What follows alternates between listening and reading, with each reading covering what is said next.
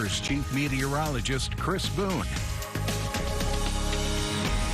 Well, in what could be winter's last gasp for the year, again, temperatures we saw well below average for the Concho Valley. Most of the winter weather, though, stayed off towards the east, and it's going to continue to move further east out towards the Tennessee and Ohio River Valley. We're seeing those winter storm warnings, but here in the Lone Star State, again, relatively quiet. Do see some of those high clouds still moving. Rain out towards eastern Texas. That's moving in towards Louisiana. We're going to see those clear skies start to build in towards our area as we go through the overnight hours and in towards the weekend. Temperatures, well below average for this time of year. In fact, our afternoon high of 44 degrees, that's normally our average low. So we're wanting to get that a little bit warmer as we go through the weekend. That's exactly what we're going to do. Looking at our time lapse, just the past couple of hours, really started to see a little bit more of that sun break through. Still seeing those clouds move in from the north. Here probably just in the last hour, in fact, we're really starting to see those clear skies emerge, and that's going to continue our trend going in towards the weekend as we look off at a fantastic sunset here in downtown San Angelo, looking out at our cactus cam. Though has been still on the cooler side, so don't let the picture deceive you. 42 degrees in downtown San Angelo, very dry out there, so probably still feeling some of that static electricity because of those drier conditions as well as those colder temperatures.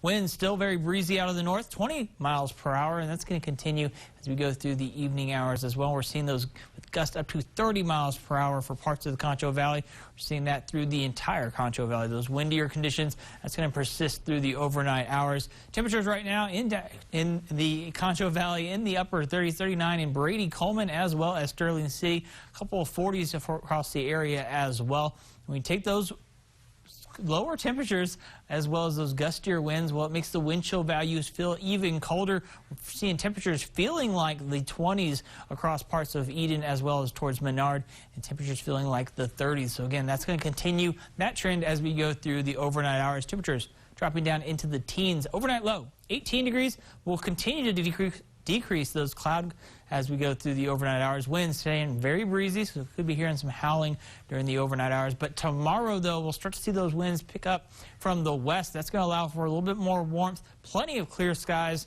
temperatures getting into the lower 60s, and then we continue that warming trend through the weekend for both Saturday as well as Sunday. Sunday even warmer, getting into the upper 60s, 67. We will see breezier conditions return, but those winds are going to be more out of the south. So again, continuing those warming trends as we go in towards next week and what could be really fantastic spring break for several students and faculty across the Concho Valley. Again, those winds continue going in towards Monday as well, all bringing in those temperatures from the south, and that's going to allow us to see, again, those warmer temperatures. Again, tonight could be our last freeze of winter. Again, our average freeze is March 24th. Wanted to kind of point that out. So this is about the time of the year where we start to see that transition into full spring. And for the next week, well, it's going to be very warm. We do have set our clocks forward on Sunday.